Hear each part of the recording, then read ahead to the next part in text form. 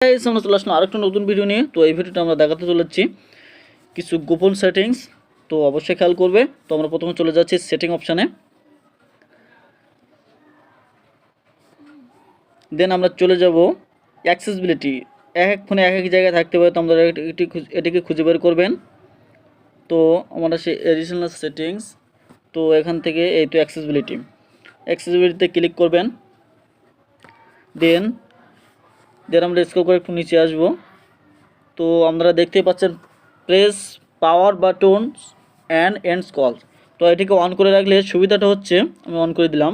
এটির সুবিধা হচ্ছে আপনার ফোনে কারোর সাথে কথা বলতে বলতে কল কাটলে আপনি পাওয়ার বাটন চাপলে কলটি কেটে যাবে। খুব ভালো একটা ফিচার, আপনারা অন করে রাখতে পারেন। তো দ্বিতীয় যেটি দেখাতে চাচ্ছি সেটি হচ্ছে কালার ইনভার্সন। এটি অফ করা আছে, এটি ক্লিক করলাম, কালার ইনভার্সনটা অফ করে দিলাম। তো আপনারা দেখতেই পাচ্ছেন এটি কাজ হচ্ছে হোয়াইট, আপনার সব কিছু হোয়াইট দেখাবে। তো আমি মনে করি এটি অফ করে রাখা বেটার, যাতে ওয়ান আছে তারা এটা অফ করে দিবে। অফ করে রাখলে কী হয়, রাতের জন্য ফোনটা ব্যবহার করে খুবই ভালো, চোখে আলোটা পড়বে না। তো চোখের জন্য খুবই ভালো একটা ফিচার। তো এটিকে আমরা অফ করে রাখবো। দেন আমরা তৃতীয় যেটি কাজটি দেখাবো সেটি হচ্ছে ক্যাপশন প্রিফারেন্স। তো এটা আমার অন করা আছে, আমি এটাতে ক্লিক করলাম। দেন এটি আপনারা এখানে অফ করা থেকে অন করে নেবেন। দেন এখানে তিনটে option, language, text size and caption styles. তো আপনারা ক্যাপশন স্টাইলে ক্লিক করবেন। দেন এখানে কাজগুলো দেখেন।